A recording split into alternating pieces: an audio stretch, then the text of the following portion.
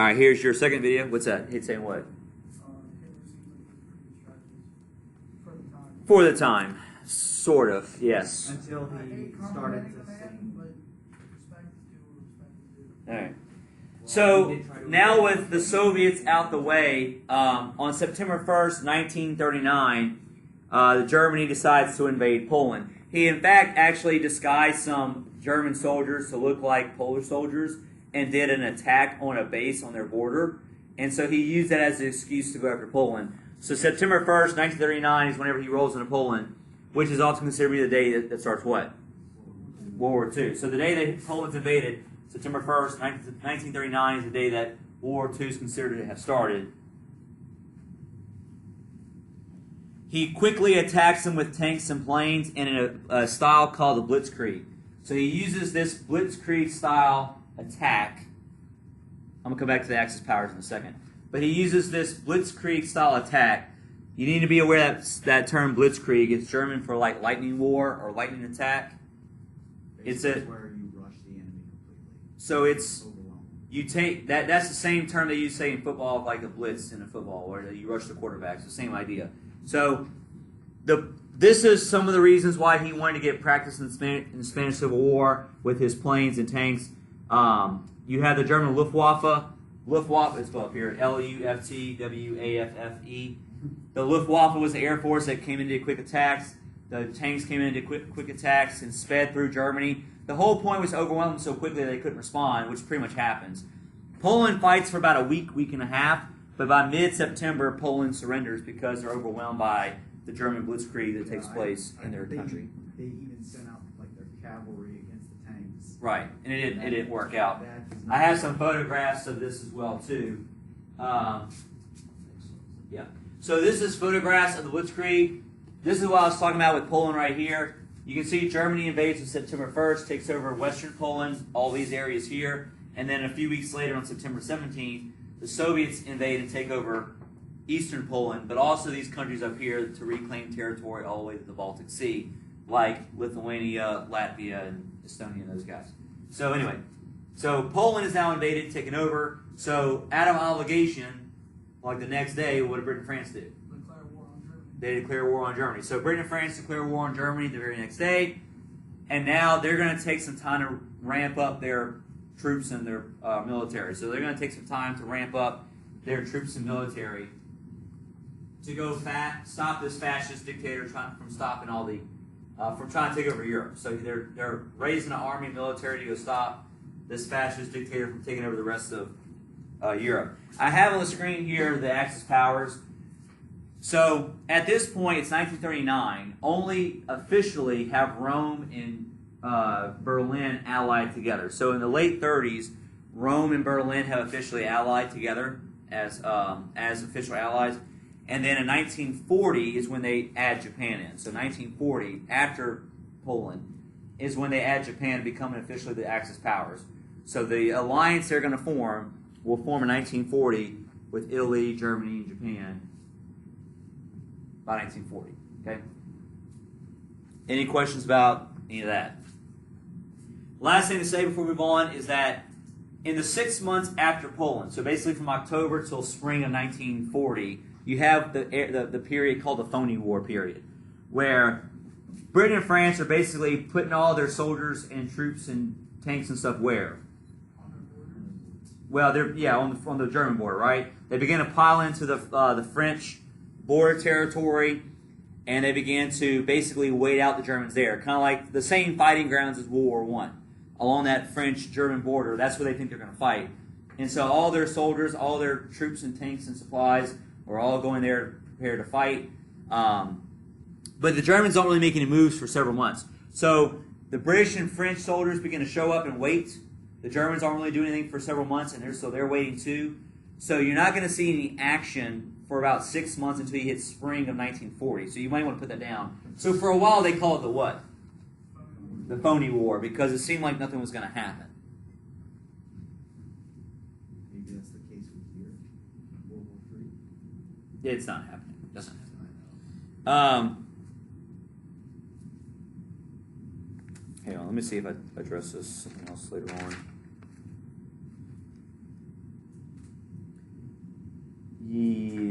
yeah, let me go ahead and address the war a little bit farther right now, because I don't think I address it. Yeah. Okay, so let me do this. I don't have blurbs for this, but I'm gonna give you a few more. I'm gonna give you a little bit more information that I don't have on the board. All right. So, Flanders War period lasts until spring of 1940. Then, in spring of 1940, Hitler begins to do more blitzkrieg attacks against different countries. Let me pull a map up so you see what I'm talking about. Okay. So, all the British and French soldiers are here. They're waiting for the attack. They had the Maginot Line, which was a series of defenses that France had built since World War I along this border. So along the Maginot Line, British and French soldiers are all waiting here for an attack. They suspect the Germans are going to come through here, and that's where the border is going to be. But Hitler surprises the Allies by moving to different countries first. He first does a blitz through Denmark, takes out Denmark, and then he does a blitz through Norway. Sweden declared neutrality, so Sweden will not get involved. But they were kind of pro-Nazi anyway, so they're out.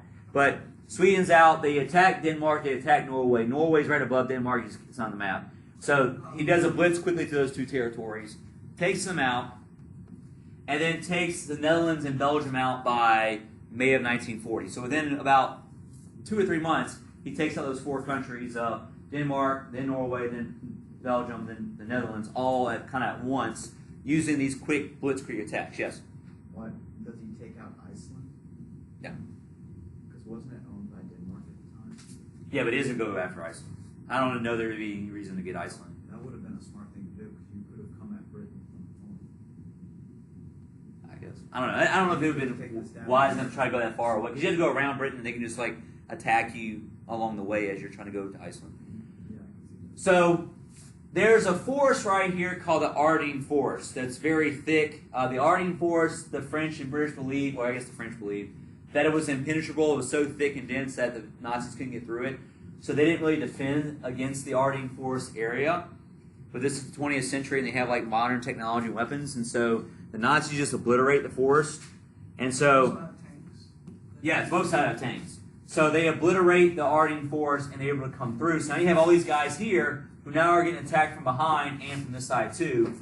And so in May and June of 1940, the Allied soldiers who thought the fight was going to be here are now getting attacked from behind. So now they're scrambling. They're trying to get out of the situation so they don't get slaughtered. So thousands begin to basically flee out of France and try to get to Great Britain. So all these soldiers are trying to get out of France because now they're vulnerable to an attack. Paris falls in June of 1940. So France, the country, will fall to the Nazis by June of 1940. So with less than a year, France is now at the war. So June of 1940, France is out this conflict and out the war. All these guys are fleeing out. Now the problem is they couldn't get ships here in time to get these guys out. So the city they are going to meet at is Dunkirk. Dunkirk is a city right here, right near the border of Great Britain across the English Channel. But their Navy ships couldn't get there fast enough, or weren't able to get there because they're too deep. Their holes would go too deep in the water. So this is the same time Winston Churchill's taken over as Prime Minister. In May of 1940, Winston Churchill takes over as Prime Minister, and his idea was to basically send out civilian boats. So they send out a bunch of civilian boats to go collect all these soldiers off the beaches. So they enlist merchant boats, cargo boats, fishing boats, yacht boats, whatever. They send a whole bunch of boats across Dunkirk, across the English Channel to get to Dunkirk, and they load up over 300,000 soldiers into those boats to get them back across the water. So over 300,000 soldiers are lifted by civilians, often what's called the Miracle of Dunkirk, where they remove all these people out of France in time. Because you have about 400,000 people trapped on this beach with nowhere to go, waiting for the Nazis to get to them. And so, you have Luftwaffe coming after them too, shooting at them and attacking them. So these boats are able to get them all off. So now you have a good chunk of the Allied army now in Great Britain by the summer of 1940, protected, but France has fallen. So France falls, Paris falls to Germany by summer of 1940. So they're out. There will be, of course, French resistance fighters, people who fight in the shadows or as resistance fighters. But they don't really have an army at this point. Whatever soldiers got out and got to Britain, and that's pretty much it. Charles de Gaulle If you ever heard of seeing that name, Charles de Gaulle is like their leader in exile. He's the general who's going to be in charge of them in exile while they're in Britain. So they're stuck. So Spain's not going to get involved because Spain's what? They're over there, but they're also neutral. Remember, and they're also fascist. So they declare neutrality, and they're fascist. So Italy's also fascist. So what's starting to happen to Europe? It's all falling to Nazis and fascism. And now, over the next few months, they're going to kind of take over the rest of these areas over here. So by 1940-41, basically all of Europe has fallen to the Axis powers. Just like that. Except the good old island. Yeah, except for Britain, right? So after he gets France, he does decide to go after Great Britain next. And what's called the Battle of Britain. I would have had it written down. So what you want to have down is that the Battle of Britain takes place from August until October of 1940. The Battle of Britain takes place from August until October 1940. So his next plan is to invade and attack Great Britain, but he has to weaken it first. So he's going to launch a bunch of what first? Luftwaffe attacks to do what? To bomb them, right? So he's going to launch a bunch of bombing attacks over the next several months. So from August to September, August to October, you have the German Luftwaffe doing constant bombing attacks on Great Britain. This was called Operation Sea Lion. In Operation Sea Lion, his plan was to bomb the bejesus out of Great Britain and soften them up, and so that they could come in eventually and to weaken Great Britain. So the British Air Force had to step up production and keep up and try to protect their island as best they could. Their Air Force is called the Royal Air Force, or the RAF, and I would be aware of that. So the RAF had to defend their island at all costs.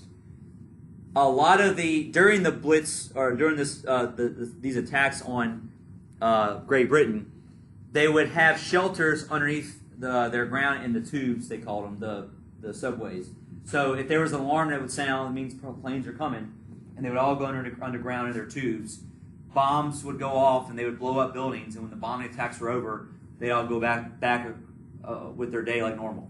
This is where that poster comes from, keep calm and carry on. They'd post these signs around London that said keep calm and carry on to encourage morale. And also for a morale booster, the King and Queen of England didn't leave. The Parliament didn't leave. Churchill didn't leave. They all still met. There was an attack. They met at the ground, and they still carried on with business. So Londoners showed their determination and stubbornness by not leaving. They didn't give up their city. Now, they sent their kids off to the countrysides to go live with either relatives or people who had housed their children in the meantime. But actually living there. Yeah, so have you ever seen the beginning of Lion, Witch, and the Wardrobe?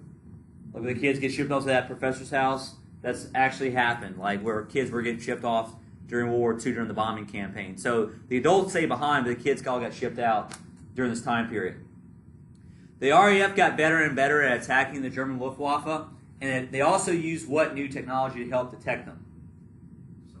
Not sonar, radar. So they began to use radar as a way to defend themselves and to attack against the Luftwaffe, and they began to put radar towers along the coastlines. That way they could detect an attack before it got there. So they began to use these radar towers to indicate before they happened on the coastline, so they knew when they were coming. So the RAF got so good, there was one day in September they shot down over 180 planes of the Luftwaffe. So they got very, very good at their job.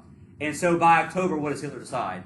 It's not worth it. Right, he abandons the attempt at getting Great Britain. But what's the condition of Great Britain by late 1940? It's worse. It's depleted, right? It's war-torn, it's all blown apart. They're not that strong, so they're now in desperate need of what? Help from America, right? So keep that in mind, that by fall of 1940, Britain is in desperate shape and needs America's help because they're the only country standing up to the Nazis. What's Soviets doing right now? They're neutral. Well, not neutral, but They're just standing by. They're standing up, but they're doing nothing, right? They're doing nothing. So they're not helping either. So it's just, So it's just Britain standing up to the Nazis, and that's it. So Churchill and the government's desperately asking for help from FDR in the U.S. government. So that's what's kind of happening in this first couple months in that first year or so of the war. Are there any questions? I know I don't have a blurb about it, but be aware of two things. France falls in the summer of 1940, and be aware of how badly depleted Great Britain will be after the Battle of Britain, right? It's all good? Okay, we're going to stop the second video here.